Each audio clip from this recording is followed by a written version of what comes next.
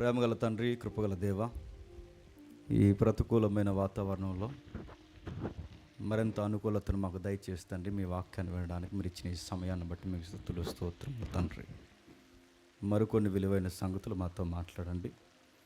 ప్రతి వారము ఎన్నో సంగతులు మేము నేర్చుకుంటున్నాం తండ్రి. ఎవరునూ కాలయాపనకి ఇక్కడ కూర్చునక వినబడుతున్న సంగతులను గౌరవించి తండ్రి మీ మాటకు లోబడి ఇది సర్వోన్నతుడైన యెహోవా మాటని తండ్రి తల వంచి వారి జీవితాలకి కావలసిన అమూల్యమైన సత్యాలను తండ్రి వారు గ్రహించుకొని తండ్రి వాటిని పాటించిన రోజు వారి జీవితాలు ఎంత ఆశీర్వాదకరంగా ఉంటాయో మరొకసారి ముఖాముఖిగా వారితో మాతో మాట్లాడతారని అర్థిస్తున్నాం తండ్రి. ఎవరైనా పరోక్షంగా వింటున్నవారు ఉంటే వారితో కూడా తండ్రి ఈ మాటలో బలముగా తండ్రి వారితో మాట్లాడండి. నిలబడి నేను తండ్రి వారికి అర్థమయ్యేలా చెప్పడానికి నన్ను వాడుకుంటారని కోరుతూ క్రీస్తునామని ప్రార్థన సమర్పిస్తున్నాము తండ్రి. త్వరగా కొన్ని విలువైన సంగతులు విందాం. నా వాయిస్ క్లియర్గా ఉందా అందరికీ? చివరి వరకు ఓకే. కొంచెం నేను త్వరగానే మళ్ళీ వేరొక మీటింగ్ ఉంది, అక్కడికి వెళ్ళాలి. మరి వర్షం వస్తుందో లేదో నాకు తెలీదు. ఏదేమైనా త్వరగా నేను చెప్పే ప్రయత్నం చేస్తాను, కొంచెం నన్ను ఫాలో అవ్వండి. కొన్ని వారాలుగా సువార్తను అర్థం చేసుకునే ప్రయత్నం మనం చేస్తున్నాం. అందులో మత్తయి సువార్త, మత్తయి గారి యొక్క ఊరేంటి, మత్తయి గారి యొక్క పరిస్థితి ఏంటి, ఆయన చేస్తున్న ఉద్యోగం ఏంటి, ఆయన యొక్క స్థితిగతులు ఏంటి, ప్రతిదీ మనం ఆలోచించుకుంటూ వస్తున్నాం. ఇక మత్తయి సువార్తలోనికి ప్రవేశించే ప్రయత్నం మనం చేద్దాం. మత్తయి సువార్త మొదటి అధ్యాయం, మత్తయి సువార్త మొదటి అధ్యాయం మొదటి వచనం నుండి. మత్తయి సువార్త మొదటి అధ్యాయం మొదటి వచనం నుండి. అబ్రహాము కుమారుడగు దావీదు కుమారుడైన యేసుక్రీస్తు వంశావళి. అబ్రహాము ఇస్సాకును కనెను, ఇస్సాకు యాకోబును కనెను, యాకోబు యోధాను అతని అన్నదమ్ములను కనెను, యోధా తామారునందు పెరేసును జెరాహును కనెను, పెరేసు ఎస్రోమును కనెను, ఎస్రేము ఆరామును కనెను,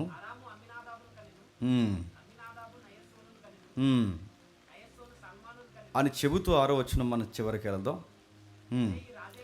యెషయి రాజైన దావీదును కనెను. చూద్దాం జాగ్రత్తగా. మత్తయి సువార్తను అర్థం చేసుకునే ప్రయత్నంలో సువార్తలోనికి అడుగులు వేయడానికి సుమారు దాని వెనకాల ఉన్న నిశ్శబ్ద కాలాన్ని మనం ధ్యానిస్తూ విభజిస్తూ రాజకీయము, మతము, వాటి పరిస్థితులు, వ్యక్తులు, వాటి కదలికలు, అధికారాలు, వాళ్ళ యొక్క చట్టాలు, వీటన్నిటిని మనం చూసుకుంటూ వస్తున్నాం. కాలము సంపూర్ణమైనప్పుడు దేవుడు తన కుమారుడిని ఈ భూమి మీదకి పంపించాడు. ఆ కాలము సంపూర్ణమవడం అంటే ఏంటో గతించిన తరగతుల్లో మనం చూసాం. మీకు ఎంతమందికి ఐడియా ఉందో? కాలం సంపూర్ణమవడం అంటే అటు చరిత్ర ప్రకారము, అటు చట్ట ప్రకారము, అటు ప్రయాణాల ప్రకారము, అన్ని విధాలుగా సంస్కృతి ప్రకారం అన్నిటినీ సమస్తము సమకూర్చి తగిన సమయమందు దేవుడు తన కుమారుని ఇలాలోనికి పంపించాడు. ఈ రోజుల్లో కనుక 2025లో ప్రభు అయిన యేసుక్రీస్తు వారు భూమి మీదకి వస్తే, మళ్ళీ చెప్తున్నాను, ఇప్పుడు సువార్త వెళ్ళడం చాలా కష్టం. పాస్పోర్ట్లు ఉండవు, వీసాలు ఉండవు, రోడ్లకి ప్రతిదానికి పర్మిషన్ ఉండదు. ఈ రాష్ట్రం వాడు ఆ రాష్ట్రం పోవడానికి లేదు, ఆ రాష్ట్రం వాడు ఈ రాష్ట్రం పోవడానికి లేదు. గల్ఫ్ ఏరియాకి వెళ్ళినోడు ఇజ్రాయెల్ వెళ్ళడానికి లేదు, ఇజ్రాయెల్ వెళ్ళినోడు గల్ఫ్ రావడానికి లేదు. ప్రభు అనుకున్న సమయాన్ని ఆ రోజుల్లో చట్టాలు కానీ సంస్కృతులు కానీ ప్రతిదాన్ని దేవుడు అనుకూలపరిచి, ఆ అనుకూలపరిచిన దాన్ని దేవుడు తన కుమారుని యొక్క జననానికి తగిన సమయమందు చరిత్రను, కాలాన్ని, సమకాలీన పరిస్థితులను ఉపయోగించి కాలాన్ని సంపూర్ణం చేసి తన కుమారుని భూమి మీదకి పంపించాడు. ఇవన్నీ మనం చూసాం, మీకు ఎంతమంది గుర్తుందో.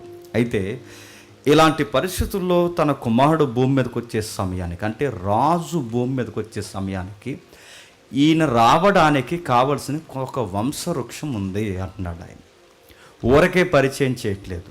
ప్రభు అయిన యేసుక్రీస్తు వారు, లేదా నజరుడైన యేసు, క్రీస్తు కాదు, నజరుడైన యేసు మీరు ఎదురు చూస్తున్న క్రీస్తే. యెషయా ఎవరి కోసమైతే చెప్పాడో ఆ క్రీస్తు ఈ నజరుడైన యేసే. ఎందుకంటే యేసు అనగానే వాళ్ళకి తెలిసిన వ్యక్తి వేరు, క్రీస్తు అనగానే వాళ్ళు చూస్తున్న ప్రవచనం వేరు. క్రీస్తు అనగానే ప్రవక్తలు అంటే సమూయేలు కానీ, దావీదుకి ఇచ్చిన వాగ్దానం కానీ, అంతకుముందు అబ్రహాము వాగ్దానం కానీ, ప్రవక్తల వాగ్దానాలు కానీ, ఆది కాండం నుంచి ఏదైనా తోట గొడవ దగ్గర నుంచి వాళ్ళు ఎదురు చూస్తున్నది మెస్సయ్య వస్తాడని. ఆ పాత నిబంధనలో వాళ్ళ బలముగా నమ్మేది ఏంటంటే క్రీస్తు. మెస్సయ్య అంటే క్రీస్తు అనే పదం డైరెక్ట్గా ఉండదు పాత నిబంధనలో. క్రీస్తు అంటే అభిషక్తుడు, అభిషక్తుడు వస్తాడు అని. ఆ అభిషక్తుడు అనే క్రీస్తు వస్తాడని మీరు ఎవరి కోసమైతే ఎదురు చూస్తున్నారో ఆయన వచ్చేసాడు. ఆ వచ్చిన ఆయన కన్యమరే గర్భాన పుట్టాడు. ఆ పుట్టిన ఆయన పేరు నజరేయుడైన యేసు. మీరు ఆయన యేసుగానే చూస్తున్నారు తప్ప మీరు ఆయన క్రీస్తుగా చూడలేదు. ఆయన క్రీస్తే అని చెప్పడానికి ఇదిగో ఆయన వంశవృక్షం ఇది అని లింక్ కలపడానికి రాసిన అధ్యాయమే చెప్పండి, మొదటి అధ్యాయం. ఈ మొదటి అధ్యాయాన్ని పరిచయం చేస్తూ చాలా పాత నిబంధన వచనాలు ఆయన కవర్ చేస్తున్నాడు, క్షమించండి కోట్ చేస్తున్నాడు ఆయన. ఆ పాత నిబంధన వచనాలన్నింటినీ ఎందుకు కోట్ చేస్తున్నాడు? సుమారు మనం మాట్లాడుకున్న 135 పాత నిబంధన వచనాలు డైరెక్ట్ కోడింగ్ చేశాడు ఆయన. కొన్ని వందల వచనాలు మత్తయి గారు కోట్ చేసిన రెఫరెన్స్ ఏ సువార్తికులు కోట్ చేయలేదు. ఎందుకంటే ఆయన బలపరుస్తున్నాడు, స్థిరపరుస్తున్నాడు. ఈయన యూదుల రాజు, ఈయన ఇశ్రాయేలు రాజు. యూదుల రాజు ఇశ్రాయేలు రాజుని ఎందుకు చెప్తున్నంటే అబ్రహాముకి ఎలా కుమారుడయ్యాడో, దావీదుకి ఎలా కుమారుడయ్యాడో, ఈయన మనకు ఎలా రాజు అయ్యాడో ఆయన ఊరకే మాట్లాడకుండా జీనియాలజీని ఎత్తుకున్నాడు ఆయన. లేదా వాళ్ళ బ్లడ్ రిలేషన్ ఏదైతే ఉందో వాటి మూలాల మాట్లాడుకుంటూ అనేక విషయాలు ప్రస్తావించాడు. ముఖ్యంగా మత్తయి గారు రాస్తున్నప్పుడు ఆ సువార్తని యేసుప్రభువు చనిపోయిన 100 ఏళ్ల తర్వాత రాయలేదు. మీరు బాగా వినాలి. యేసుప్రభువు వారి గురించి ఇప్పుడు నేను బుక్ రాస్తే ఇప్పుడున్న వాళ్ళందరూ మీరు అడగొచ్చు నన్ను ఏమని, నువ్వు చూసేవెట్రా అని. కానీ యేసుప్రభువు వారు బతుకున్న తరంలో బాగా 33 సంవత్సరాలు ఆయన జీవించి 33.5 సంవత్సరాలు ఆయన చనిపోతే సరిగ్గా 30 ఏళ్ళు దాటకుండా ఆయన పుస్తకం రాస్తున్నప్పుడు సమకాలీన ప్రజలు ఇంకా కళ్ళ ముందు ఉండగానే నువ్వు రాస్తున్నావు ఏంటయ్యా మత్తయ్య, ఇలాంటి పిచ్చి పిచ్చి రాత్రులు రాస్తున్నావని అడగరా? అసలు యేసు ఎవరయ్యా, క్రీస్తు ఎట్ట అవుతాడయ్యా, ఇలాంటి విషయాలు రాస్తున్నావు ఏంటని సమకాలీన ప్రజలు ఇంకా బ్రతుకుండగానే క్రీస్తుని బాగుగా ప్రజలు ఎరుగుతున్న టైంలోనే, క్రీస్తు అంటే ఏంటో యేసు అంటే ఏంటో బాగుగా ఎరిగిన టైంలోనే, సరిగ్గా అదే టైంలోనే ఆయన సువార్త రాసి ఇదిగో ఈయన అబ్రహాముకి మూలాలు ఉన్నాయి, దావీదుకి మూలాలు ఉన్నాయి, ఈయన యోధా గోత్రం నుంచి వచ్చిన అభిషక్తుడని డైరెక్ట్గా కొన్ని వంశాలు ఎత్తుకుని మాట్లాడుతున్నప్పుడు ఆయన ఏమీ అనలేకపోతున్నారంటే ఆయన ఏదో కల్పించి రాసిన పుస్తకం అయితే కాదు. ఆయన రాసింది వాస్తవం గనకే ఆ రోజు ప్రజలైన వారు ముక్కుని ఏలేసుకున్నారు. రాజును గురించి అనేక విషయాలు ప్రస్తావించాడు. పాత నిబంధనలు కనబడుతున్న యేసుక్రీస్తు వారు ఇదిగో ఈయనే అని చెప్పడం మొదలుపెట్టాడు. ఈ క్రీస్తే యేసు, ఇదిగో పురాతన కాలం దగ్గర నుంచి ఈయన మాట్లాడుతూనే వచ్చాడని చెప్పడానికి అనేక విషయాలు ఎక్స్పోజ్ చేస్తూ వచ్చాడు. అందులో మనకు పరిచయం చేస్తూ మొదట వచ్చినమే ఒక పెద్ద లింక్ తెచ్చి మనకు పెట్టాడు. నిజానికి ఈ అధ్యాయంలో ఉన్న వ్యక్తులు ఒక్కొక్క పేర్లు ఉన్నాయి చూసారు. అక్కడ ఇస్సాకు తర్వాత యాకోబు తర్వాత యోధా తర్వాత తామారు, ఇలా పేర్లు ఉన్నాయి చూసారు. ఇవన్నీ మాట్లాడుకుంటూ కూర్చుంటే మా ఊర్లో అలాగే చెప్పాను, ఒక్కొక్కరి పేరు, వాళ్ళ హిస్టరీ ఏంటి, వాళ్ళు ఏం చేశారు, ఎక్కడి నుంచి వచ్చారు చెప్పుకొని కూర్చుంటే సుమారు 2 సంవత్సరాలు పట్టింది నాకు. అందుకే అవన్నీ చెప్పను. కానీ మనకి ఏదైతే హెడ్లైన్ ఇచ్చాడో ఆ లైన్ మనం టచ్ చేద్దాం. కొంచెం స్పీడ్గా మాట్లాడతాం, కొంచెం జాగ్రత్తగా వినండి. మరలా చదువుదాం. మొదటి వచనం. అబ్రహాము కుమారుడైన దావీదు కుమారుడైన యేసుక్రీస్తు వారు వంశావళి. ప్రశ్న ఇప్పుడు మిమ్మల్ని అడుగుతున్నాను చెప్పండి. మరి అన్ని రోజుల నుంచి క్రిస్టియన్స్ అన్నది తెలియదు కానీ మిమ్మల్ని అడుగుతాను చెప్పండి, ఎవరు అబ్రహాం అంటే? అబ్రహాము కుమారుడు క్రీస్తు అని తెలియాలంటే నీకు అబ్రహాం అంటే ఎవరో తెలియాలి. తాగేసి ఊగెత్తున్నాడే అబ్రహాం కాదు, అది మీ అబ్రహాం. అబ్రహాం అంటే ఎవరు? శారమ్మ అంటే ఎవరు? అసలు ఎవరు అబ్రహాం? ఇస్సాక్ గారి తండ్రి అని డిక్లేర్ చేసుకో. అసలు ఎవరు అబ్రహాం అంటే? అబ్రహాముని గురించి ఎందుకు మత్తయి గారు రాస్తున్నారంటే అసలు పాత నిబంధనలో ఐకాన్స్ ఎవరైనా ఉంటే నెంబర్ 1 ప్లేస్లో ఎవరు చెప్పిన అబ్రహాం. మళ్ళా పాత నిబంధనలో కింగ్ అని మాట్లాడుకుంటే సొలొమోను కూడా కాదు, ఎవరు చెప్పండి? దావీదు. వీళ్ళిద్దరు వాగ్దానాలు ఒకటంటే వీళ్ళిద్దరు వాగ్దానాలు ఒకటే. నీకు సంతానాన్ని ఇస్తానన్న వాగ్దానం అబ్రహాముతో అన్న ఆ సంతానమే నీ సంతానం సింహాసనం మీద కూర్చుని యుగయుగార పరిపాలన చేస్తుంది అన్నది ఈ సంతానమే. ఈ సంతానమే ఆ సంతానము, ఆ సంతానమే ఈ సంతానము. ఆ సంతానం ఎవరో కాదు, అదిగో ఆ పేద పిల్ల గర్భాన పుట్టాడే ఆ యేసే ఈ సంతానం అని డిక్లేర్ చేస్తున్నాడు మత్తయ్య. ఇప్పుడు మనకు ప్రశ్న, ఎవరు అబ్రహాం అంటే? ఈయన గురించి మాట్లాడుతున్నారు. అసలు అబ్రహాం అంటే ఎవరు? ఈయన గురించి ఏం మాట్లాడుతున్నారు? అసలు అబ్రహామును గుర్చిన ఆ పదాల ప్రస్తావన మనకు తెలియాలంటే అసలు అబ్రహాం అనే పేరు ఎలా పెట్టారు? అబ్రహాం అంటే 2 పదాలు ఉన్నాయి, అబ్రహాము, ఇంకొకటి అబ్రామ్. ఈ పదాలు 2 గౌరవనీయమైన వాడు అంటే గౌరవపదమైన వాడు. రెండోది ఏం మాట్లాడుతున్నాడు తెలుసా? మరో మాట మాట్లాడుతున్నాడు చూడండి. గౌరవపదమైన వ్యక్తి అని మాట్లాడుతూనే మరొకటి అనేక జనములకు తండ్రి. అనేక జనములకు తండ్రి అవ్వక ముందే గౌరవపదమైన వ్యక్తి అనే పదం పెట్టడానికి ముందే ఆయన జనములకు తండ్రి. ఎందుకు అబ్రహాము గారు ఏంటో మనకు అర్థం కావాలంటే ఇతని తండ్రి ఎవరో తెలియాలి. మళ్ళీ ప్రశ్న, ఇందుకు వీళ్ళ నాన్నగారు ఎవరు చెప్పండి? తెరాహు. బాగుంది. తెరాహు గారు ఎలా వచ్చారు? దీన్ని స్టడీ అంటారు. నాహు నుంచి వచ్చారు, సింపుల్గా చెప్పకండి. నడుతున్నాడు, ఎలా వచ్చాడు? అసలు ఏంటి వీళ్ళ మూలాలు ఏంటి? ఎందుకు అబ్రహాము గారిని వారిని ఊరిని వదిలేమన్నాడు? అబ్రహాముని ఎందుకు పిలుచుకున్నాడు? ఎందుకు సంతానాన్ని ఇస్తా అన్నాడు? నీ ద్వారా ఈ ప్రపంచాన్ని ఆశీర్వదిస్తాను ఎందుకన్నాడు? మీ అయ్యను వదిలే, నీ బంధువులను వదిలే, నీ చుట్టాలను వదిలే, ముఖ్యంగా ఊరు వదిలే అన్నాడు. ఎందుకు ఆ ఊరు వదిలేయాలి? ఏదో ఉంది. ఆ ఊరిని వదిలేసి వచ్చేయమన్నాడు, ఆ తండ్రిని వదిలేసి వచ్చేయమన్నాడు. ఒక్క మాట కాదు, ఆ బంధువులు ఎవరైతే ఉన్నారో మొత్తం ఆ సంస్కృతిని వదిలి వచ్చాయి. ఎందుకు వచ్చేయమన్నాడు? ఆ వస్తే కానీ ఈ వాగ్దానానికి అర్హుడు కాదు. ఎవరు? అబ్రహాం. ఏ వాగ్దానము? నీ సంతానం ద్వారా చెప్పండి ఈ ప్రపంచాన్ని చెప్పండి ఆశీర్వదిస్తానన్న వాగ్దానానికి వారసుడు కాదు. ఇప్పుడు ప్రశ్న, ఎవరు వీళ్ళ తండ్రి గారు అంటే ఒక్కసారి మనకు తెలిసిన రిఫరెన్సే, కానీ కావాల్సిన విషయాలు ఉన్నాయి. ఒక్కసారి ఆదికాండం రండి. ఆదికాండము త్వరగా ఆదికాండము 10వ అధ్యాయం, క్షమించండి 11వ అధ్యాయం, అందరు రిఫరెన్స్ చూడాలి. ఆదికాండము 11వ అధ్యాయం 26వ వచనం నుండి. తెరాహు 70 ఏండ్లు బ్రతికి అబ్రహామును నాహోరును ఏంటంటే ఎవరిని కన్నాడట? తెరాహు 70 ఏండ్లు బ్రతికి అబ్రహామును నాహోరును హారానును కనెను. బాగా వినాలి. తెరాహు 75 ఏళ్ళు బ్రతికి ఎవరిని కన్నాడట? వీళ్ళ ముగ్గురు అంటే 75 సంవత్సరాల తర్వాత వీళ్ళు ముగ్గురు పుట్టేస్తారు. తర్వాత ఇంకా చాలా కాలం బ్రతికాడు ఆయన. 75 సంవత్సరాల తర్వాత వీళ్ళు ముగ్గురు పుట్టారు. ఈ తెరాహు ఎక్కడ వాడంటే 10వ వచనం చూడండి ఒకసారి. అదే 10వ వచనం పైకి వెళితే సేము వంశావళి. ఏ వంశావళి ఇది? ఇప్పుడు చెప్పండి. నోవహు కొడుకులు 3 ఉన్నారు. బాగున్నారు. సేము, హాము, యాపెతు. ఎవరు? సేము, హాము. ఎవరైతే ఆదాము తర్వాత ప్రపంచం అంతరించిపోయిందో మరలా ప్రపంచం బతుకుందనడానికి ఒకే ఒక అడ్రస్ ఉంది. ఆ అడ్రస్ పేరు నోవహు. ఆ నోవహుకి 3 కొడుకులు ఉన్నారు. ఆ 3 కొడుకుల పేరు సేము, హాము, యాపెతు. ఇప్పుడు చెప్పండి, తెరాహు ఏ మూలాల నుంచి వస్తున్నవాడు? సేము. అంటే నోవహు కొడుకులుంటే ఒకవేళ సేమే పెద్ద కొడుకు అనుకుంటే ఆ సేము సంతానం నుంచి వచ్చిన వాడే చెప్పండి తెరాహు. అంటే తెరాహు అనే పేరు ఎక్కడ ప్రస్తావన జరుగుతుందంటే నోవహు పెద్ద కొడుకు ఒకవేళ అనుకుంటే ఆ పెద్ద కొడుకులో నుంచి వచ్చిన వంశవృక్షమే తెరాహు అన్నమాట. తెరాహు ఎప్పుడైతే వచ్చాడో సేము తాలూకు నుంచి వచ్చాడు.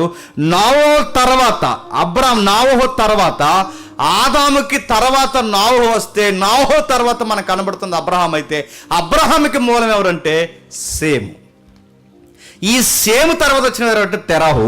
ఇంకా మీకు బాగా అర్థం కావాలంటే ఇంతకీ ఈ సేము సంతానికులు ఎవరైతే ఉన్నారో మీకు కొంచెం చరిత్ర అవగాహన ఉండాలి.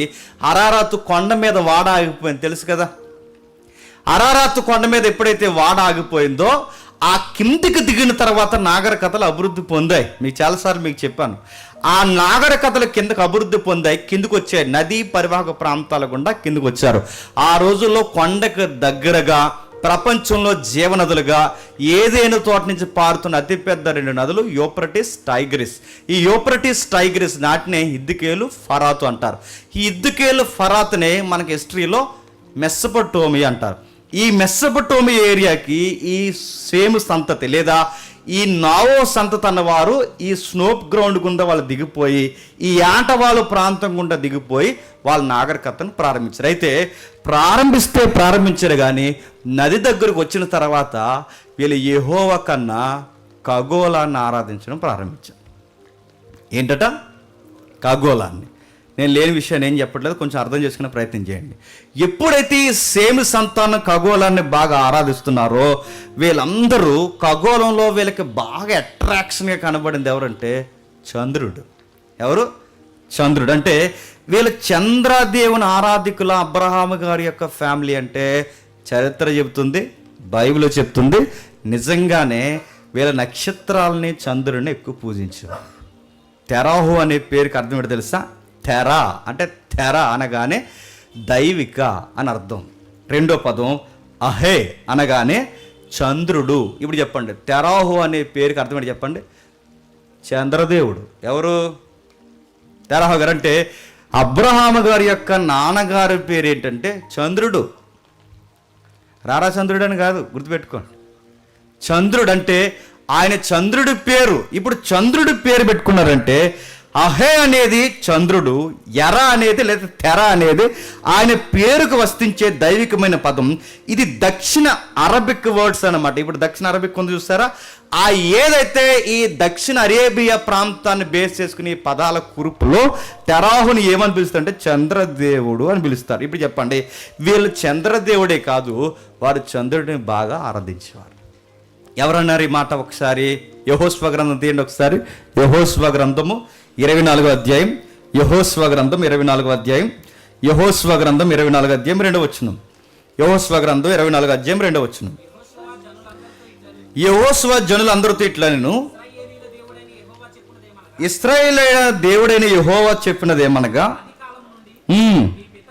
మీ పితరులు అనగా అబ్రహామునకును నాహోరునకు తండ్రి అయిన తెరాహు కుటుంబీకులు నది యూఫ్రటీస్ అద్దరిని నివసించి ఇతర దేవతలను పూజించిరి.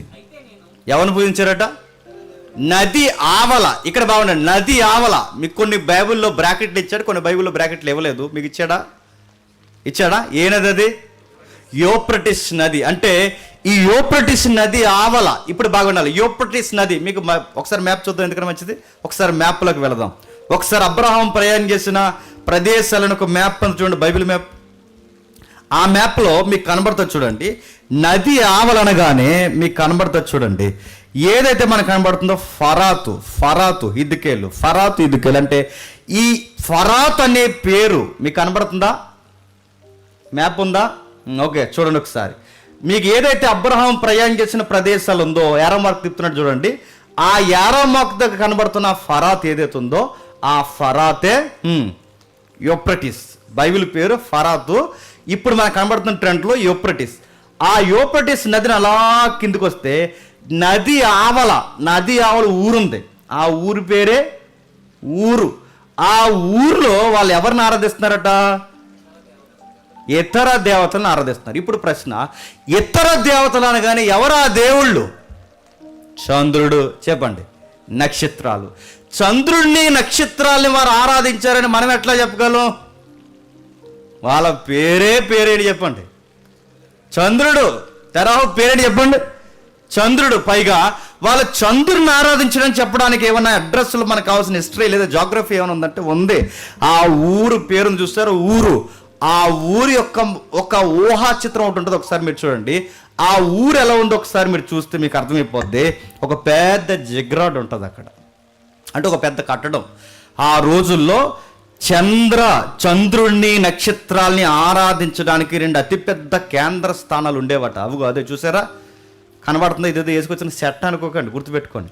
ఆ రోజుల్లో సెంటర్లో కనబడుతుందే ఆ గుడి దేనికి సంబంధించింది తెలుసా? జిగ్రాడ్స్ అంటారు. పాత పుస్తకాల్లో ఉండేది. ఒకప్పుడు మనం స్కూల్కి వెళ్తున్నప్పుడు ఆ బైండింగ్ బుక్స్ కొనుక్కుంటే ఆ బైండింగ్ బుక్స్ పైన జిగ్రాడ్స్ ఉండేవి, గుర్తుందో లేదో.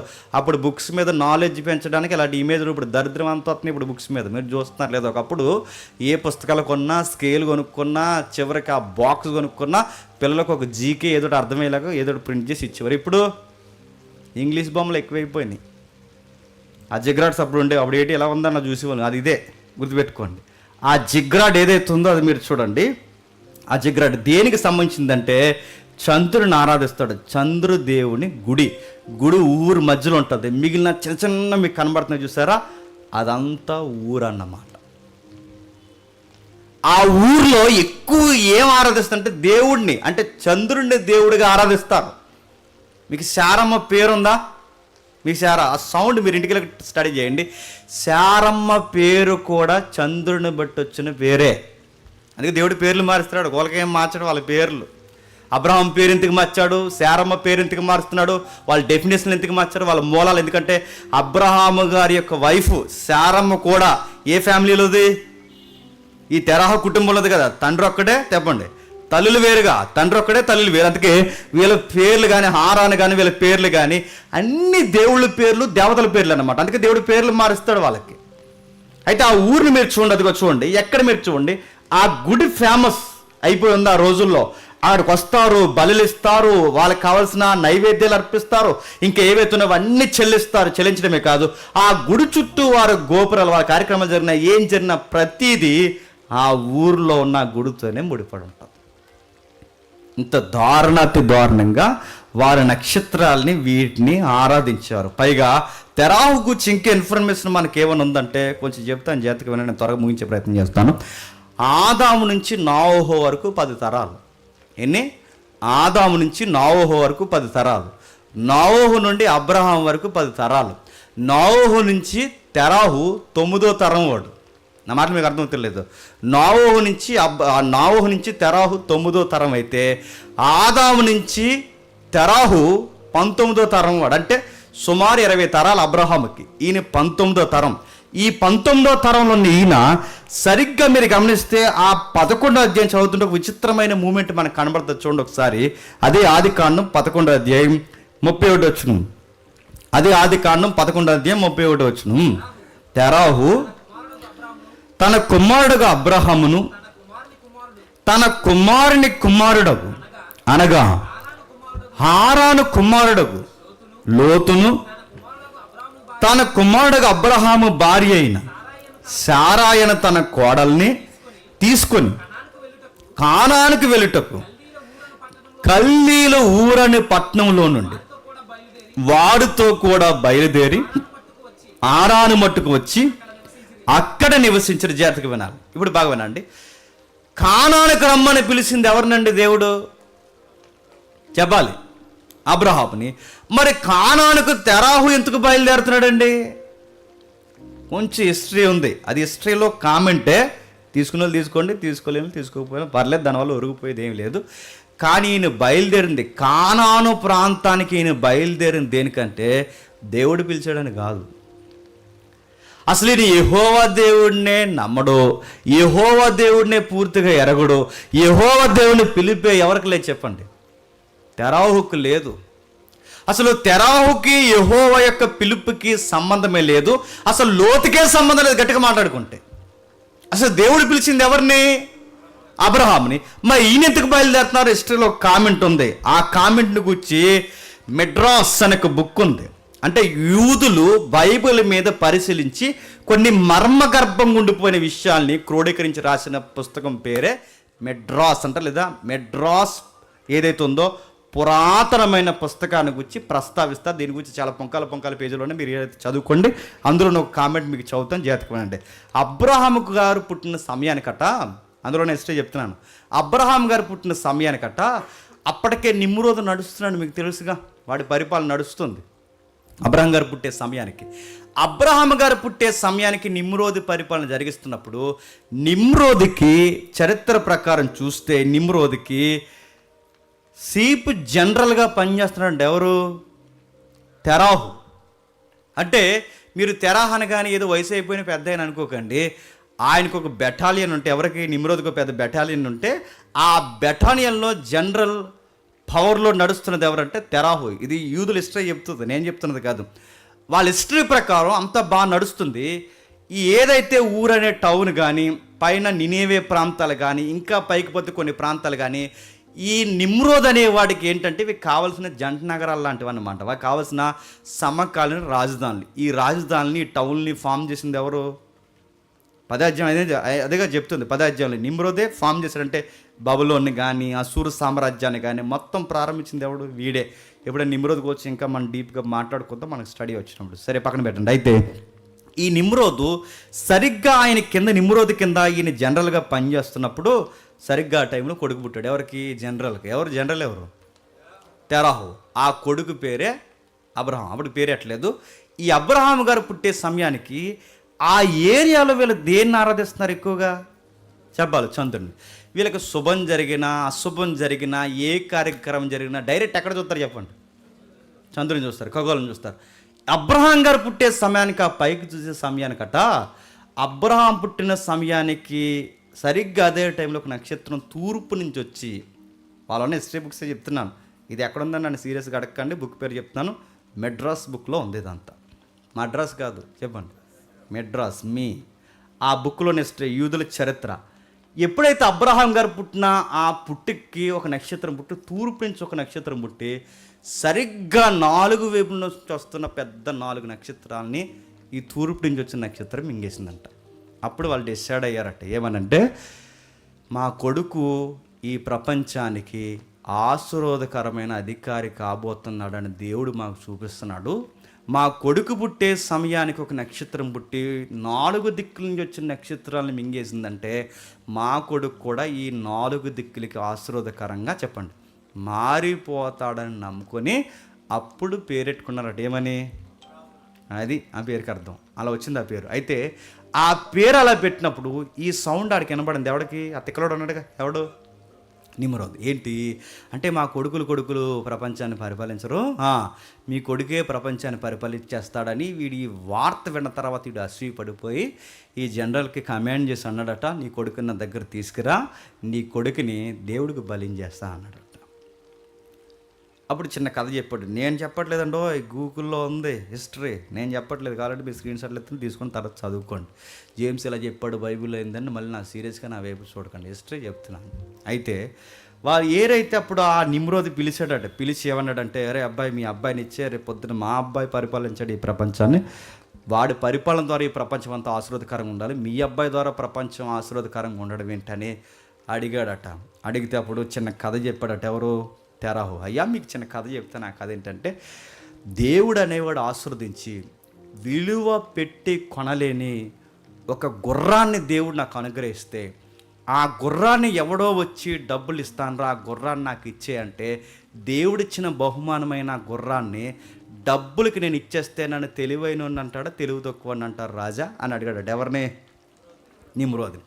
అప్పుడు ఆడు అన్నాడు పైనుంచి చూసి, తెలుగు తక్కువ అంటారు, ఇచ్చేస్తానని. కదా, మీకు ఈ కథ అర్థమైతే గుర్రం కన్నా గొప్పోడు ఎవరంటే, చెప్పండి, నా పుట్టిన కొడుకు. అలాంటి బహుమానాన్ని నువ్వు ఇచ్చే డబ్బుకు నేను ఇచ్చి చంపేసుకుంటానంటే నాకు అంత తెంగరోడు ఎవడు ఉండడు, నా కొడుకుని ఇవ్వనంగా ఏమన్నంటే చంపి పడేస్తానడట. నువ్వు చంపేలోపు ఈ ఊర్లో ఉండవని, చెప్పండి, ఆ ఊర్లో నుంచి కదిలిపోయారు. ఆ కదిలిపోయిన వచనాలే, చెప్పండి, అర్థమైతే ముఖ్యాంశాలు మరోసారి చెప్పండి. ఆ 11వ అధ్యాయం చెప్పండి, 37. అంటే ఈయన కానాను బయలుదేరిన దేనికి? చెప్పాలి, దేవుడు పిలిచాడని కాదు, ఆయనకి సంబంధం లేదు ఇది. ఆయన ఎందుకు బయలుదేరంటే, నిమ్రోద్తో వాళ్ళకి పొలిటికల్ ప్రాబ్లం వచ్చింది, నిమ్రోద్తో వాళ్ళకి రాజకీయ పరంపర కొనసాగిన పరిస్థితులు వచ్చాయి. అలాంటి పరిస్థితులను బట్టి వచ్చారని చరిత్ర. అది తీసుకుంటే లేకపోతే మాండి. కానీ ఇది ఒక కామెంట్ ఉంది, అందుకు బయలుదేరిపోయాడు. బయలుదేరిపి ఎక్కడి వరకు వచ్చాడు? ఆరాన్ వరకు వచ్చాడు. సరిగ్గా ఆరాన్లో కాపరం ఉండక మునిపే అబ్రహాంతో దేవుడు మాట్లాడడం స్టార్ట్ చేశాడు. ఆ మాట అర్థమవుతుంది. అంటే ఈయనేమో నిమ్రోదుని బట్టి పరిగెడుతున్నాడు, కానీ అబ్రహాంకి అప్పటికే పిలుపు వస్తుంది. అబ్రహాముని దేవుని పిలుస్తే ఏమన్నా తెలిసి, ఇదిగో ఈ తిక్కల రాజు, ఈ పనికి మాలినోడు, ఈ చంద్రుడు ఆరాధన ఏవైతున్నావో వీటన్నిటిని వదిలేసి బయటికి వచ్చాయి. ఇప్పుడు చెప్పండి, 12వ అధ్యాయం మొదలు వచ్చిన మనం చదువుతున్నప్పుడు, నీవు లేచి నీ దేశము నుండి, నీ బంధువుల యొద్ద నుండి, నీ తండ్రి ఇంటి నుండి బయలుదేరి నేను నీకు చూపించు దేశానికి. ఇప్పుడు చెప్పండి, నీ తల్లిని, తండ్రిని, నీ బంధువుల్ని, నీ దేశాన్ని, నీ ఊరిని వదిలేమని ఎందుకు అంటున్నాడు చెప్పండి?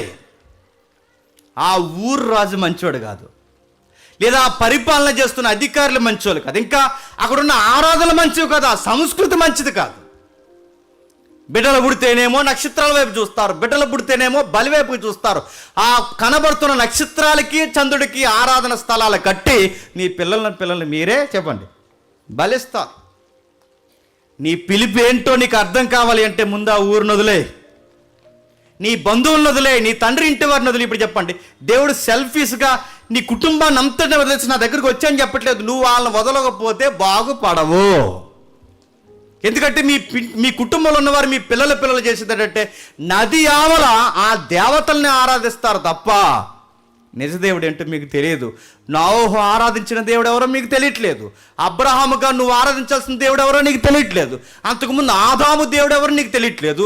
నోహు తర్వాత మీ తరాలు ఎలా తయారైపోయి అంటే చెట్టుకి, పుట్టకి, నదికి, నక్షత్రానికి, చంద్రుడికి, ప్రతి దానికి మొక్కడం ప్రారంభించారు. అసలు నువ్వు ఎక్కడుంటే నీ పిలుపు ఏంటో, నీ భారం ఏంటో నీకు అర్థం కాదు కనుక వాళ్ళందరినీ వదిలేసి చెప్పండి వచ్చే. ఇప్పుడు చెప్పండి, తండ్రిని ఎందుకు వదిలేమన్నాడు, కుటుంబాన్ని ఎందుకు వదిలేమంటున్నాడు, బంధువులను ఎందుకు వదిలేమంటున్నాడు, ఆ ఊరిని ఎందుకు వదిలేమంటున్నాడు అంటే వాళ్ళ భయంకరమైన మూఢనమ్మకాల్లో ఉన్నారు కనుక వదిలేమంటున్నాడు. ఇంకా మీకు బ్రైట్గా అర్థం కావాలంటే కొన్ని వచనాలు చెప్తాను, జాతికి వినండి. ఒకసారి దానియేలు గ్రంథం తీయండి. ఒకసారి దానియేలు గ్రంథం 2వ అధ్యాయం, దానియేలు గ్రంథం 2వ అధ్యాయం 2వ వచనం.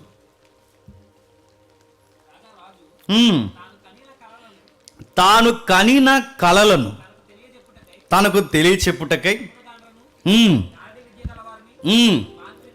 మాంత్రికులను, కల్దీలను పిలువడంపుడని చెప్పండి.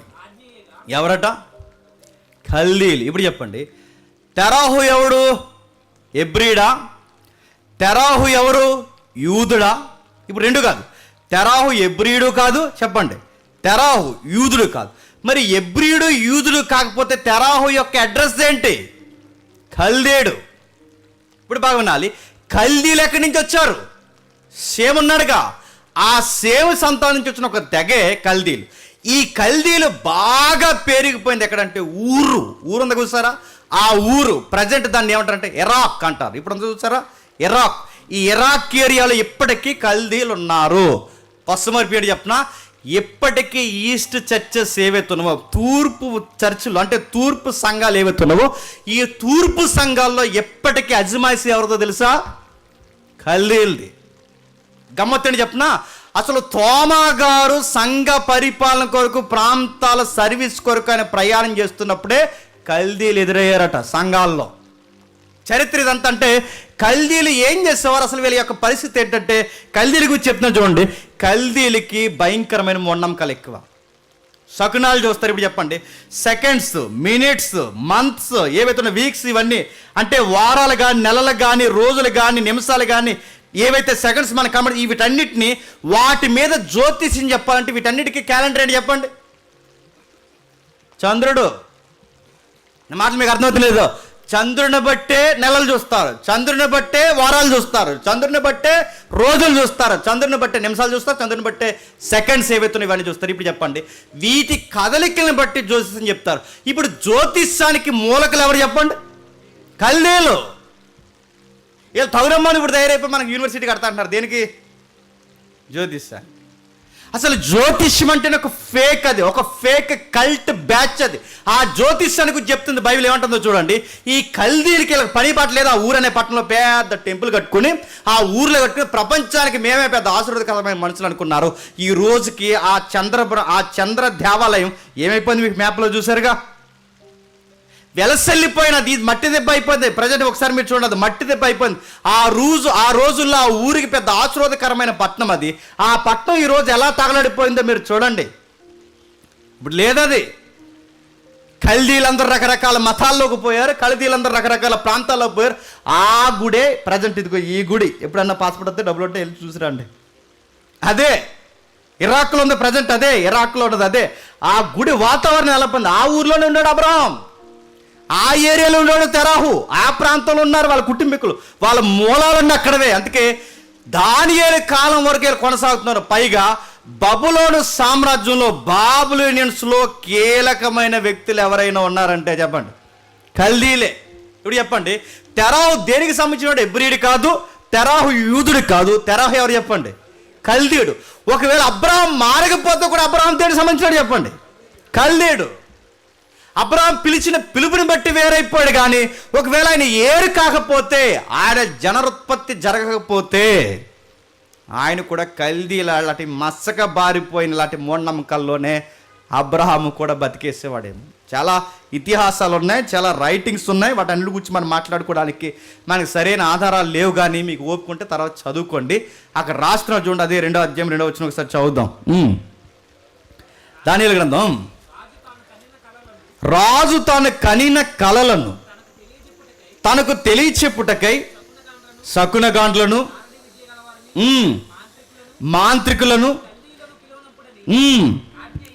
మాంత్రికులను కల్దీలను పిలవనప్పుడు ఆజ్ఞగా. ఇప్పుడు చెప్పండి, జ్యోతిష్యం ఎవరిది? వీళ్ళదే. మంత్రాలు ఎవరివి? వీళ్ళవే. ప్రపంచంలో మంత్రాలు పుట్టించింది ఎవరు? వీళ్ళే. జ్యోతిష్యం పుట్టించింది ఎవరు? వీళ్ళే. సెకండ్స్ మీద జ్యోతిష్యం చెప్పేది ఎవరు? వీళ్ళే. చేతి గీతలు చూసి, అంటే ఈ గీతలు మడతడిపోయిన గీతలు ఉన్నాయిగా, ఈ మడతడిపోయిన గీతలకి గీతలకి జ్యోతిష్యం చెప్పేది వీళ్ళే. వీటన్నిటికీ బేస్ రిఫరెన్స్ ఏంటంటే అదిగో కనబడుతుందా చెప్పండి? ఆ చంద్రుడే. మీకు ఇంకా బ్రైట్గా స్ట్రైక్ అవ్వాలంటే కొన్ని వచనాలు ఉన్నాయి చూడండి ఒకసారి. అదే 2వ అధ్యాయం 10వ వచనం చూడండి. అదే దానియేలు గ్రంథం 2వ అధ్యాయం 10వ వచనం.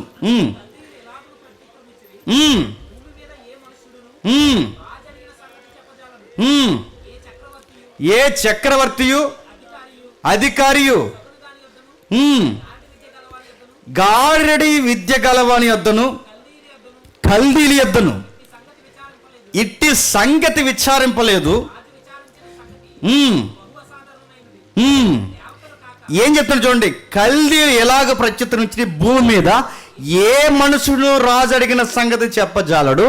ఏ చక్రవర్తి అధికారి శకునగాని యొద్ద గాని గాడి విద్య గలవాని యొద్ద గాని కల్దీని యొద్దే గాని ఇట్టి సంగతి వివరించలేరు. ఇప్పుడు చెప్పండి, భవిష్యత్తు చెబితే మాంతే ఎవరు చెప్పాలంటున్నారు? వాళ్ళు మేమే చెప్పాలి.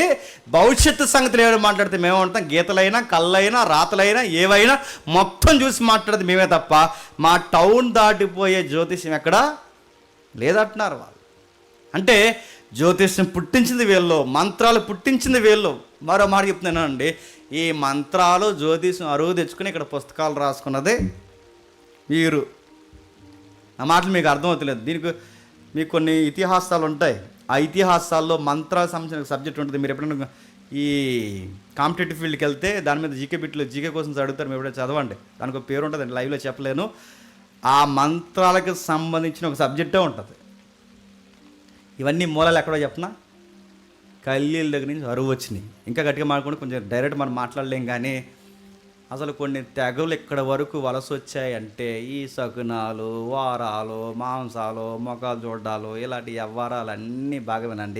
గ్రీకులు దండయాత్ర జరగకముందే ఇక్కడ ఈ అలవాట్లు ఉన్నాయంటే ఈ మూలాలు ఇండైరెక్ట్గా ఎక్కడవన్నమాట.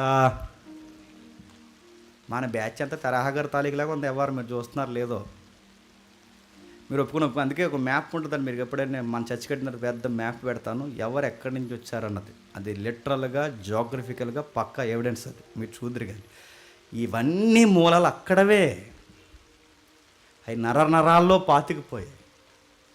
అలాంటి పరిస్థితుల నుంచి అబ్రహాం గారిని దేవుడు పిలుస్తున్నాడు. ఎందుకు వాళ్ళు ఊరుని వదిలేమన్నాడు? ఊరకే వదిలేమనలేదు. అది చేతబడులు ఊరు. అది ఏ ఊరు? ఊరు. అది మాట్లాడితే చంద్రుడు దండం పెడతారు, మాట్లాడితే నక్షత్రాలు దండం పెడతారు. గమ్మత్తు అని చెప్పినా అబ్రహాముని దేవుడు టెస్ట్ చేయాలనుకున్నాడో మరి ఏంటో నాకు తెలియదు. కానీ అబ్రహామును బయట పిలిచి నీకు సంతానాన్ని ఇస్తానని చెప్పి బాగా దేనికైతే మొక్కారో చెప్పండి వాటిని చూసి అలా ఇస్తాను నీ పిల్లల్ని చూడన్నాడు. ఇప్పుడు అబ్రహాం ఏం చేశాడు చెప్పండి? నక్షత్రాలు దండం పెట్టాడా? ఈ సర్వాన్ని పుట్టించిన దేవా నీకు స్తోత్రము కలుగునుగాక అన్నాడు. ఏ నక్షత్రాలకైతే ఇన్ని రోజులు మొక్కారో, ఏ చంద్రుడికైతే మొక్కారో వాటినే చూపించి నెక్స్ట్ నీ సంతానం చెప్పండి. అలా ఉండదు. మీ అయ్య వాటిని మొక్కాడు, కానీ నీకు తెలియాలి, మీ అయ్యకి తెలిసిన విషయం, వాడిని పుట్టించిన వాడిని చెప్పండి నేను పుట్టించిన మీకు దేవుళ్ళు కాదు, నేననేవాడిని ఒకడిని ఉన్నాను, గుర్తుపెట్టుకోండి. నేననే ఆయన ఒకటి నడిపిస్తున్నాను. ఆ ఊర్లో ఉంటే నీ మైండ్ డెవలప్ అవ్వదు, వాళ్ళ మూఢనమ్మకాల మధ్య కొట్టుకుపోతావు. నాకు ఒక పెద్ద ప్రణాళిక ఉంది. ఆ ప్రణాళికలో ఆదాము తర్వాత, నోహు తర్వాత నేను పిలుచుకుంటున్న వ్యక్తివి నీవే. బయటకు వచ్చే నీ తండ్రిని ఎందుకు వదిలేమంటున్నాను? నది ఆవల వాళ్ళు చేస్తున్న పనులు చాలిక. నీ ఊరిని ఎందుకు వదిలేమంటున్నాను? అక్కడ చంద్రదేవత ఆరాధన కేంద్ర స్థలాలు అయిపోయి చాలిక, బయటకు వచ్చాయి. ఆ ఊర్లో ఆ ప్రాంతంలో ఉంటే ఇలాంటి మగ్గిపోయే మూఢనమ్మకాల మధ్య కొట్టుకుపోతే మీ పేర్లు మీ బతుకులు కూడా మార్చేస్తారు వాళ్ళు. బయటకు వచ్చాయి. అందుకు బయటకు పిలిచాడు అబ్రహాం. ఇంకా మీకు బాగా అర్థం కావాలంటే ఒకసారి యెషయా గ్రంథం చూడండి, ఒకసారి త్వరగా. యెషయా గ్రంథము 47వ అధ్యాయం. వాళ్ళు ఎంత మూఢనమ్మకాలు నమ్ముతారు అక్కడ ఉంది. యెషయా గ్రంథం 47వ అధ్యాయం మొదలు వచనం. యెషయా గ్రంథం 47వ అధ్యాయం మొదలు వచనం. కన్యకైన బబులోను కిందికి దిగి మట్టిలో కూర్చుండుము, కల్దీల కుమారి. ఎవరంటే ఇప్పుడు చెప్పండి. బబులోన్ అన్న ప్రతి దగ్గర ఎవరంటారు చెప్పండి, చెప్పాలి. బబులోన్ అన్న దగ్గర ప్రతి దిక్కున ఏ జాతి పేరు వస్తుంది? కల్దీలు. అంటే బబులోనికి బాగా పేరు మొడిసిన తెగ ఎవరైనా ఉన్నారంటే చెప్పండి, కల్దీలు. బబులోని సామ్రాజ్యంలో బాగా శాస్త్రులు, ఆ రోజుల్లో వాళ్ళ సైంటిస్టుల వీలైంది ఎవరంటే కల్దీలే. రేపు ఏం జరుగుతుందో, ఏ నిర్ణయం తీసుకున్నా వాళ్ళే చెప్తారు, ఏది చేయాలన్నా రాజుకి వాళ్ళే చెప్తారు. అందుకే చెప్తాను చూడండి. కన్యకైన బబులోను కింద కూర్చుని మట్టిలో కూర్చునము, కల్దీల కుమారి నువ్వు సింహాసనం లేకయే నేల మీద కూర్చుంటావు. అంటే కల్దీలే బబులోను సామ్రాజ్యానికి మూలం. అందుకే చూడండి, జ్యోతిష్యం బబులోను సామ్రాజ్యం నుంచి వచ్చింది, మాచచర్య బబులోను సామ్రాజ్యం నుంచి వచ్చింది. 1 2 కాదు, ప్రతి మూఢనమ్మకానికి కేరఫెటర్స్ ఎవరు చెప్పండి? బబులోను సామ్రాజ్యం. ఆ బబులోను సామ్రాజ్యంలో ఇలాంటి మూఢనమ్మకాలు బాగా కొనసాగించింది ఎవరు చెప్పండి? కల్దీలు. ఈ కల్దీల మూఢనమ్మకాల తెగకి సంబంధించిన వాడే చెప్పండి తెరాహు. అంటే అబ్రహాం గారి ఫ్యామిలీ ఎంత మూఢనమ్మకాల కుటుంబం అంటే ప్రతి దాన్ని దేవుడు పేరు మీద భయంకరమైన మూఢనమ్మకాలు నమ్మే కుటుంబమే తెరాహు కుటుంబం. ఇంకా మీకు బాగా అర్థం కావాలంటే అదే 47వ అధ్యాయం 12వ వచనం చూడండి ఒకసారి.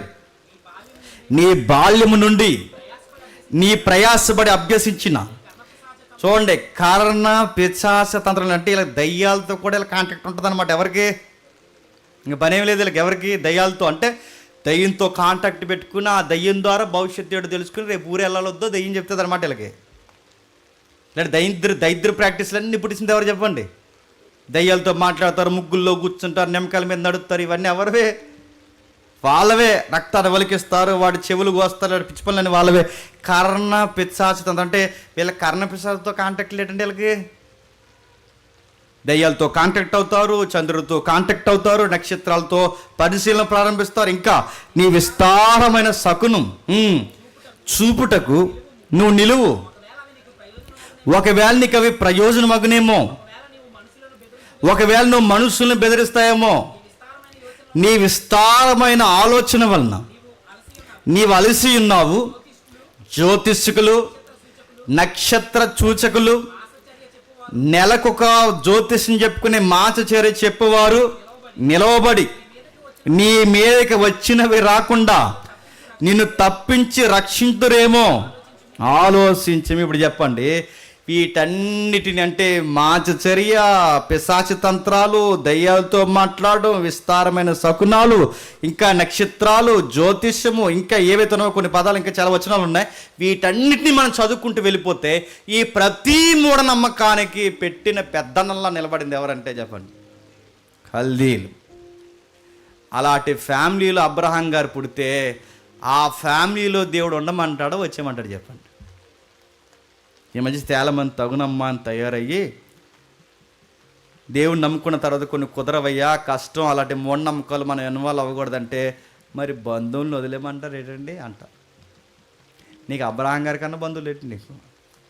అబ్రహాం గారిని దేవుడు ఆ మూఢనమ్మకాలు ఉన్నాయి కనుకే వాటన్నింటిని వదిలి బయటికి రా అన్నాడు. లేదండి దేవుడిని నమ్ముకున్న తర్వాత మా ఇంటికి ఫంక్షన్కి రానంటున్నారండి అంటే రాకపోతే మేము వస్తాం. మళ్ళీ అడుగుతున్నాను, వీళ్ళు రాకపోతే మరి ఇబ్బంది అయిపోతే రాకపోతే మానే. కొన్ని మూఢనమ్మకాల ఆచార సంబంధమైన వాటికి దేవుడు ఇన్వాల్వ్ అయితే ఒప్పుకోడు, ఇష్టపడడు. వాళ్ళు వెళ్ళిన తర్వాత మరి పెట్టి జాకెట్ ఇస్తారంటే తీసుకో, తర్వాత ఏమవుతుందో చూద్దు. కానీ ఇలాంటివన్నీ ఆయన దగ్గర సెట్ అవ్వదు. కొన్ని కట్ అవ్వాల్సిందే. నువ్వు ప్రేమగా భోజనాలు పిలుస్తారు వెళ్ళు, నువ్వు ప్రేమగా భోజనాలు పిలుస్తావు రా, అంతేగాని కొన్ని ఆచార సాంప్రదాయాలు ఉంటే వాటికి తగదు. మరి ఇలాగైతే కష్టం అవుద్దంటే అవుద్ది. నా నామం నిమిత్తం మీకు అనేక హింసలు బాధలు కలుగుతాయి. నన్ను నమ్ముకున్న తర్వాత నీ ఇంటి వారి నీకు, నీ బంధువులే నీకు ఏమవుతారు చెప్పండి? వ్యతిరేకం అవుతారు. దేవుడు అన్నాడు, నా పిలుపు మీ నాన్నకు కాదు కానీ నా పిలుపు నేరుగా నీకే, నీ తండ్రి ఇంటి వారిని, నీ బంధువుల్ని, నీ ఊరిని వదిలొచ్చేది. కంటే ఆ ఊరంతా విగ్రహారానికి సంబంధించింది, నీ కుటుంబం అంతా దేవీ దేవతలకు సంబంధించింది, నీ మొత్తం నీ యొక్క మూలాలన్నీ మూఢనమ్మకాలకు సంబంధించింది. అందుకే అబ్రహాం అవన్నీ వదిలి బయటికి వచ్చాయి. ఆరాన్లో కాపరం ఉండక మునిపే అబ్రహాము స్టెఫన్ డిక్లేర్ చేశాడుగా, ఆరాన్లో కాపరం ఉండక మునిపే అంటే తెరాహు ఊరనే పట్టణం నుంచి అబ్రహాముని ఆరానుకి తీసుకురాక మునిపే, అంటే ఊరనే పట్టణంలో ఉండగానే తెరాహు కదలకు ముందు అక్కడి నుంచి కదలమని దేవుడు ఎవరికి చెప్పాడు తెలుసా? అబ్రహాముకి చెప్పాడు. మీ నాన్నగారు ఒక కారణంతో ఆ ఊరి నుంచి కదులుతున్నారు, కానీ నువ్వు కదలాల్సిందే. చెప్పండి, నేను పిలుస్తున్నాను కనుక కదలాలి. నేను ముగిస్తున్నాను. అబ్రహాము కుటుంబమే కాదు, మన కుటుంబాలకు కూడా ఎలాంటి మూఢనమ్మకాల నుంచి వచ్చిన కుటుంబాలు కదా చెప్పండి. మీరు చెప్తే నమ్ముతారు లేదు. మా ఇంట్లో జ్వరం వస్తే పందుకో కుక్కకో చెవి కోసి దాని రక్తాన్ని చేసి మాకు బొట్టెట్టేవారు, జ్వరం తగ్గుతుందని. అదో మూఢనమ్మకం. మా అక్క చనిపోతే జ్వరం తగ్గట్లేదని చెప్పి సమాధి మీద మట్టి తెచ్చి ఆ మట్టిని టీలో కలిపి మాకు ఇచ్చేవారు, జ్వరం తగ్గుతుందని. ఎంత బ్యాక్టీరియా ఉంటుందండి అక్కడ.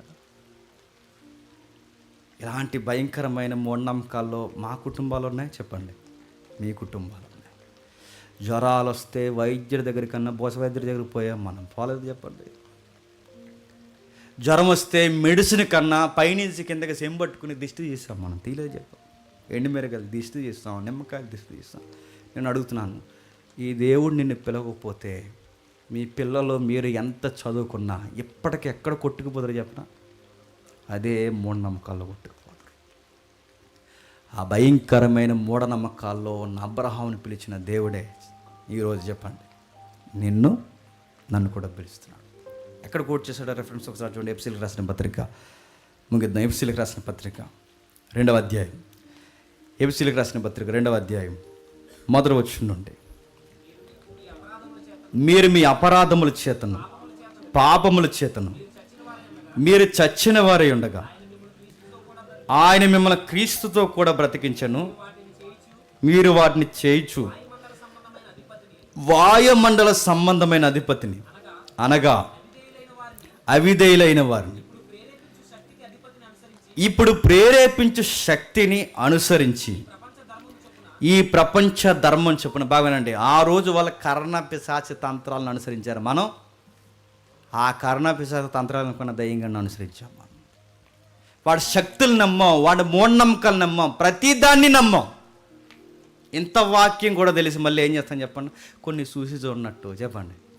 ఆ బంధువులతో పోకపోతే సమాజహేతడు ఏమనుకుంటున్నారు దేవుడు. కొన్ని వేదికలు చూస్తుంటే తిక్కలేసిపోతుంటుంది. కొన్ని వేదికలు చూస్తున్నప్పుడు అవి క్రైస్తవ వేదికలు, నీకు వాళ్ళకి ఏమైనా బంధురేఖం ఉంటే తర్వాత ఏడు, అంతేగాని లైవ్ వెళ్తుంది చెప్తే ఎడుతారేమో. లైవ్ ఒకసారి మీట్లో పెడతావా? నీకు వాళ్ళకి బంధురేఖం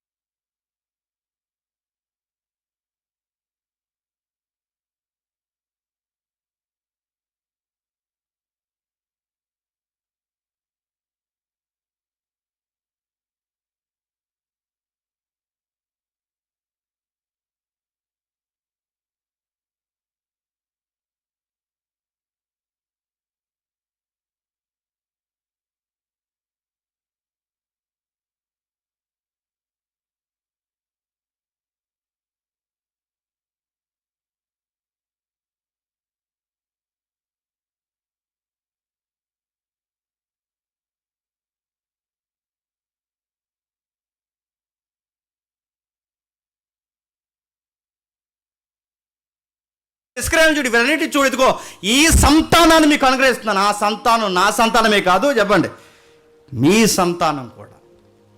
ఆ వంశరక్షణ చూస్తున్న ఆ సంతానం ఎవరు? ప్రభు అయిన, చెప్పండి, యేసుక్రీస్తు. ఆయన గురించి మాట్లాడుతున్నాను. ఆయన నమ్ముకున్న తర్వాత ఈ వంశరక్షణలోకి వచ్చిన తర్వాత నీ వంశమల్లా ఒక్కటే. విశ్వాసమును బట్టి అబ్రహాము కుటుంబం, విశ్వాసం బట్టి నజరేయుడైన యేసు వంశవృక్షం. ఇంకా వాటితో చెట్టపట్టాలు వేసి తిరుగుతుంటే ఎట్లా కుదురుద్ది? దేవుడు రెండింటిని వదిలేసి రమ్మన్నాడు నేను. అవన్నీ కాకుండా ఇంకా వాటితో నేను చెట్టపట్టాలు వేసి తిరుగుతానండి, ఇంకా వాటితో పాటు ఉంటానంటే ఉండు. నీకు ఇవ్వాల్సిన ఇవ్వకుండా దేవుడు ఏం చేస్తాడు చెప్పండి? పాడేస్తాడు. కొన్ని కార్యక్రమాలు ఉంటాయి, నీకు తెలియాలి, కనీసం మినిమం బౌండరీస్ తెలియాలి.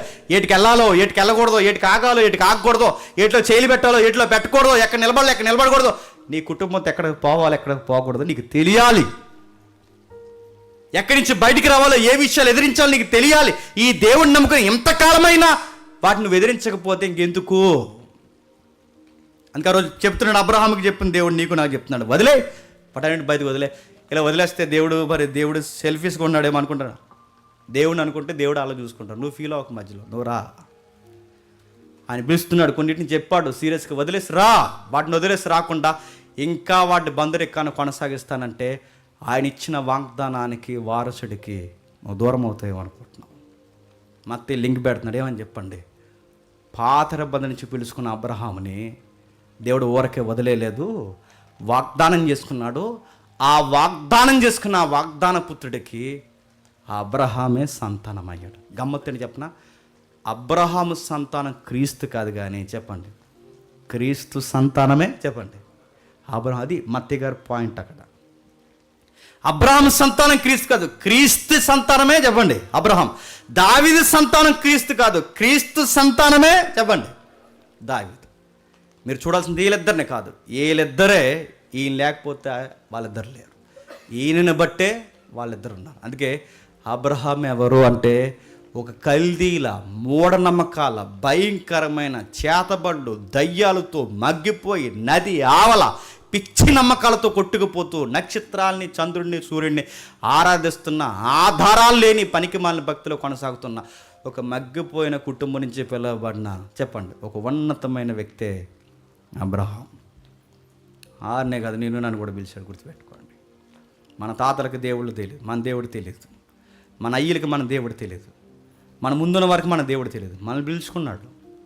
నేను నుంచి జనరేషన్ మారాలేమనుకుంటున్నావు? నీ నుంచి ఆయన పిలిచిన పిలుపు చుట్టూ ఉన్న వరకు అర్థమయ్యేలా నువ్వు మార్చుకోవాలేమనుకుంటున్నావు? కొన్ని బంధురెక్కాలు కానీ, కొన్ని చుట్టరెక్కాలు కానీ, కొన్ని కలయికలు కానీ, కొన్ని స్నేహాలు కానీ, నీ పిలుపుగా వ్యతిరేకంగా ఉంటే ఖచ్చితంగా చెప్పండి, మేము పాటించలేము అబ్బాయి, మేము క్షమించండి అని చెప్పాలి. ఇందాక ఎవరు అన్న చెప్తున్నాడు, ఆర్మీ ఆఫీసర్ విషయం మనకు పూర్తిగా మనకు తెలియదు కానీ రేపొద్దున ఆ ప్రాబ్లం నీకే రావచ్చు, రేపొద్దున నీకే రావచ్చు, నాకే రావచ్చు, ఏదైనా రావచ్చు. సువార్తను బట్టి, పిలిచిన పిలుపుని బట్టి కొన్ని విషయాలు మనం ఖచ్చితంగా ఇన్వాల్వ్ అవ్వాలనొచ్చు. ఆ టైంలో నీ స్టాండింగ్ నీకు తెలియాలి. పిలిచిన దేవుడు నమ్మదగిన వాడు, నేను మళ్ళీ తిరిగి చూడలేనని చెప్పాలి. ఎందుకంటే అబ్రహాముని పిలిచిన దేవుడు, చెప్పండి, నిన్నే పిలుస్తున్నాడు, నన్నే పిలుస్తున్నాడు, మనందరినీ పిలిచాడని మనకు పరిచయం చేస్తున్న అధ్యాయమే, చెప్పండి, మొదటి అధ్యాయం. ఇది ఎవరు అబ్రహాం అంటే, ఇలా వచ్చినవాడు అబ్రహాం. ఆ అబ్రహాంకి దేవుడు వాగ్దానం చేశాడు. ఆ వాగ్దాన పుత్రుడు ఇస్సాకు, ఆ ఇస్సాకుకు మళ్ళీ వాగ్దాన పుత్రులు యాకోబు, యాసావు. నిజమైన సంతానం నక్షత్రాలను చూపించి, ఇస్కరేలును చూపించి నిజమైన సంతానం ఎవరంటే, ఆ సంతానం ఇశ్రాయేలు కాదు. గలతీ పత్రికలో అంటాడు, ఆ సంతానము, చెప్పండి, క్రీస్తే. ఆ సంతానం కొరకే కొన్ని వందల తరాలు ఎదురు చూశారు. ఆ సంతానం రానే వచ్చింది. ఆ సంతానము, చెప్పండి, ఆ నజరేతు గ్రామంలో ఆ పల్లెటూరు పిల్లకు పుట్టాడు. ఆ పల్లెటూరు పిల్ల పేరు, చెప్పండి, మరియమ్మ. ఆ పుట్టిన అబ్బాయి పేరు నజరేయుడైన యేసు. ఈ యేసే, చెప్పండి, క్రీస్తు. ఈ క్రీస్తే అబ్రహాము సంతానం. ఇది మత్తయి గారు మనకు పరిచయం చేస్తుంది. మిగిలిన సంగతులు వచ్చే వారం చూద్దాం.